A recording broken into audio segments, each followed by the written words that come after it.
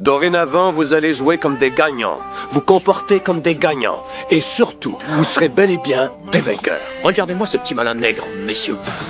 Quittez le gym, et tout de suite. Ouais.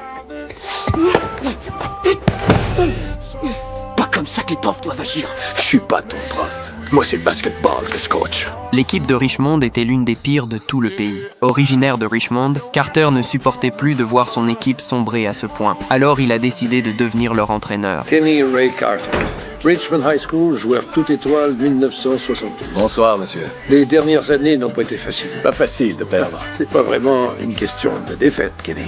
Je n'arrive plus à les convaincre de venir à l'école, même pour les entraînements. Je ne parviens pas à impliquer les parents et j'en ai marre de pourchasser ces gars-là dans la rue pour les ramener dans le gym. Ouais, tout un job. Richmond est une petite ville difficile, et à cause de cet environnement, les élèves y sont très rebelles. Pourtant, Carter avait un travail plutôt respectable, mais le salaire proposé par l'équipe n'était que de $200. Tu n'as pas vraiment le temps, puisque tu vas agrandir ton entreprise. C'est exact. Je n'ai vraiment... En fait, je n'ai aucun temps. Tu as promis d'emmener ta petite amie au Mexique en janvier. Oui, c'est vrai, je te l'ai promis. Je ne raterai pour rien au monde cette petite playa mexicaine avec toi et ton bikini. Alors tu commences quand?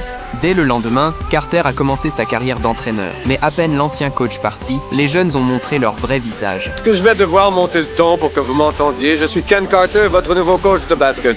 Oh, t'entends, mon petit chien? On a du mal à te voir, tu piges. On est ébloui par ton beau crâne de nègre qui brille comme une boule de billard bien serrée. Oh, tu as des blagues pourries pour accompagner tes tirs en suspension merdique.